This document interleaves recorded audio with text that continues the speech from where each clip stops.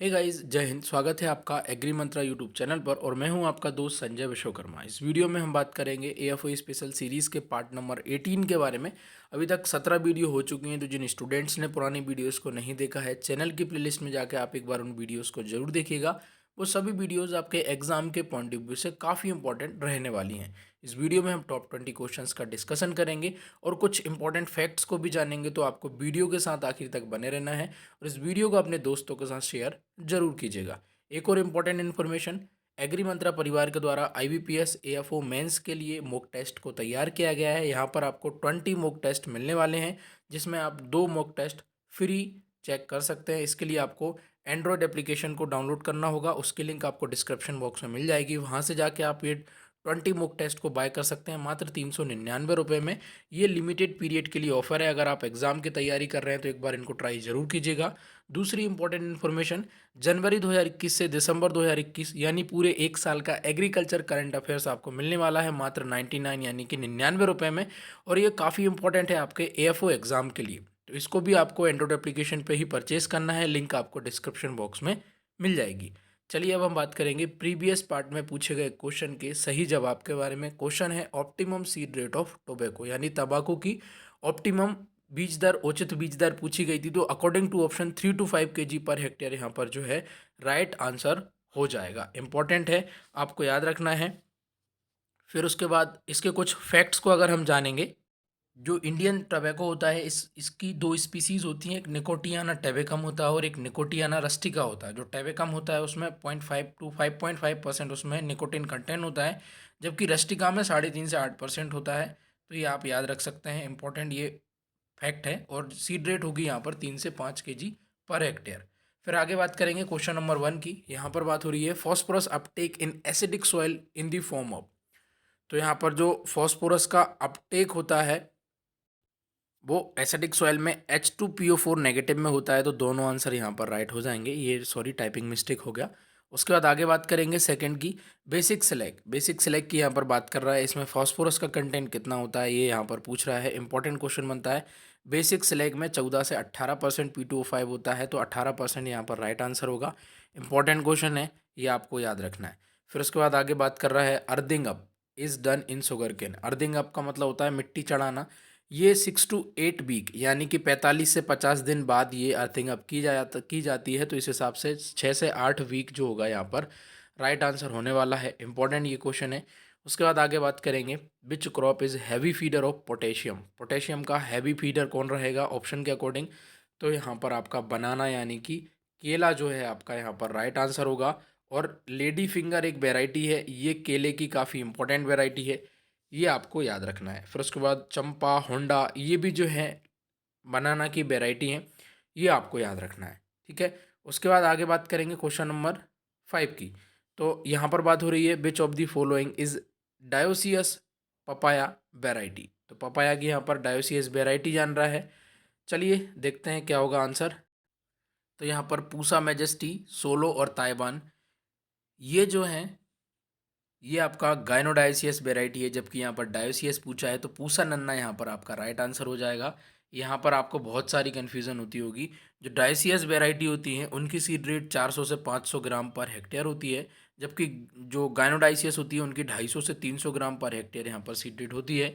अगर हम डायोसियस वेराइटियों के नाम जाने तो Pusa delicious, Pusa majesty, Coorg honeydew, Taiwan, Surya, sunrise, solo, ठीक है, ये है। और केवल डायोसियस की पूछेगा तो पूसा डवार्फ, जायंट, पंत सीवन, हाथरस गोल्ड और पूसा नन्ना, ये सब यहाँ पर वेराइटियाँ आ जाती हैं। इंपॉर्टेंट फैक्ट है, याद रखिएगा। आगे बात करेंगे, in India date palm is harvested at which stage. मतलब इंडिया में हम डेट पाम को कौन सी स्टेज में हम इसको क्या बोलते हैं, हार्वेस्ट करते हैं। तो इसकी मेनली 4 स्टेज होती हैं। ठीक है। पहली स्टेज होती है जिसको हम बोल देते हैं गंडोरा स्टेज। गंडोरा स्टेज हम इसको बोल देते हैं। ये क्या होती है, इस ये ग्रीन फ्रूट होता है, तब इसको हम इस स्टेज को कहते हैं। मतलब जब फ्रूट फ्रूट जो होता है, फल जो ग्रीन स्टेज में होगा तो उसको गंदोरा स्टेज कह देते हैं। अगर फ्रूट्स को हम अधपका तोड़ लिए हैं, ठीक है, मतलब अर्ली डेवलपमेंट स्टेज पे अगर हम उसको तोड़ते हैं तो उसको हम बोलते हैं डोका स्टेज। अर्ली डेवलपमेंट स्टेज को हम बोल देते हैं डोका स्टेज। और लेट डेवलपमेंट स्टेज को हम बोलते हैं डांग, डांग या दांग। ठीक है। लेट डेवलपमेंट स्टेज को हम बोल देते हैं डांग, और रेडी टू ईट वाली जो स्टेज होती है उसको हम कहते हैं पिंड स्टेज। ये कुछ इंपॉर्टेंट है, यहाँ से एग्जाम में क्वेश्चन की पूछने की संभावना ज़्यादा है। तो आप 10-20 सेकंड वीडियो को पीछे कीजिएगा, दोबारा से देखिएगा, आपको समझ में ज़रूर आएगा। यहाँ पर पूछ रहा है इंडिया में डेट पाम को किस स्टेज में हार्वेस्ट करते हैं, तो हम अर्ली डेवलपमेंट स्टेज में हार्वेस्ट करते हैं, दैट इज़ डोका स्टेज। इंपॉर्टेंट है, याद रखिएगा। आगे बात करेंगे, which of the following is a mutant variety of mango. आप सब लोग जानते हैं म्यूटेंट वेराइटी की बात कर रहा है रोजी का, यहाँ पर राइट आंसर आएगा। फिर उसके बाद बात करेंगे Indian horticulture manganese published by, तो मैगजीन किसके द्वारा पब्लिश होती है, इंडियन हॉर्टिकल्चर। तो ये आपका ICR Indian council of agriculture के द्वारा इसको पब्लिश किया जाता है। इंपॉर्टेंट क्वेश्चन यहाँ से बन सकता है, याद रखिएगा। उसके बाद आगे बात करें, in seed technology the term ear, seed technology में जो ईयर है ये टर्म है, इसका मतलब क्या होता है, तो ये टाइप ऑफ इन्फ्लोरोसेंस को बताता है। इंपॉर्टेंट क्वेश्चन यहाँ से बन सकता है, इसको याद रखिएगा। फिर आगे बात करेंगे, सीड प्राइमिंग इम्प्रूव्स दी, जो सीड प्राइमिंग होता है इससे क्या इंप्रूव कर सकते हैं। देखिए प्राइमिंग का सिंपली मतलब होता है मॉइस्चर को रिमूव करना, ठीक है, मॉइस्चर को, नमी को निकालने को ही प्राइमिंग कहते हैं। इसके कारण क्या होगा, जो बाइगर है, बिगर या बाइबिलिटी ऑफ सीड्स हम इसको कह सकते हैं, ये यहाँ पर इंप्रूव होगी। ये इंपॉर्टेंट क्वेश्चन है, आंसर आएगा बाइगर ऑफ सीड्स, ठीक है। फिर उसके बाद आगे बात करेंगे question number 11, which among the following is a viral disease. Viral disease की बात कर रहा है, मिल्क फीवर कैल्शियम की कमी से होता है, ठीक है।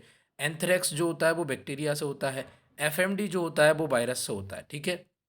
इसको फूट एंड माउथ डिसीज़ के नाम से जानते हैं। जो कैटल होता है, जो गाय होती है, जानवर होता है, उसके जीभ में और उसके पाँव में छाले पड़ जाते हैं, काफ़ी इंपॉर्टेंट ये मतलब डिसीज़ है, एग्जाम में यहाँ से क्वेश्चन आते हैं, और काफ़ी दुखदाई ये डिसीज़ है, पशु को, जानवर को इसमें काफ़ी तकलीफ होती है, ठीक है। आंसर होगा एफएमडी। फिर उसके बाद आगे पूछ रहा है, pasteurization of pig is called as. तो पास्चुरेशन ऑफ पिग जो है इसको हम किस नाम से जानते हैं, इसको फेरोइंग के नाम से जानते हैं। इंपॉर्टेंट है, यहाँ से जो है आपके एग्जाम में क्वेश्चन पूछता है, अगर फेरोइंग यहाँ पर आएगा, पिग है तो फेरोइंग आएगा। अगर कैटल की बात करता तो कैटल को हम काविंग के नाम से जानते हैं। बफेलो की भी पास्चुरेशन को काविंग कहते हैं। लैम्बिंग जो है वो हम सीप की प्रोसेस को कहते हैं, सीप में प्रोसेस को कहेंगे लैम्बिंग। और किडिंग जो होती है वो गॉट को कहते हैं। इंपॉर्टेंट है, यहाँ से कोई एग्जाम में क्वेश्चन पूछता है। लैम्बिंग जो है वो सीप से रिलेटेड है, पास्चुरेशन से। और किडिंग जो है, किडिंग नहीं एक्चुअली किडिंग, किडिंग जो होता है गॉड से रिलेटेड होता है। काविंग होता है कैटल और बफेलो से। और पास्चुरेशन ऑफ पिग को हम फेरोइंग के नाम से जानते हैं। फिर उसके बाद आगे है, what is the inter calving period of exotic cow. Exotic cow का इंटर काविंग पीरियड पूछ रहा है, 12 से 13 मंथ यहाँ पर राइट आंसर आएगा। अच्छा क्वेश्चन है, इंपॉर्टेंट क्वेश्चन है। फिर उसके बाद आगे बात कर रहा है, द प्रेजेंस ऑफ पैथोजन और इट्स पार्ट ऑन होस्ट, तो इसको हम साइन के नाम से जानते हैं। इंपॉर्टेंट है, ये आप याद रखिएगा। अच्छा क्वेश्चन यहाँ से बन सकता है। फिर उसके बाद आगे बात कर रहा है, best fungicide used for management of plant disease. Fungicide में मेनली हम किसका प्रयोग करते हैं, तो सल्फर का ज़्यादा प्रयोग करते हैं, ये यहाँ पर राइट आंसर होगा, आपको इसको याद रखना है।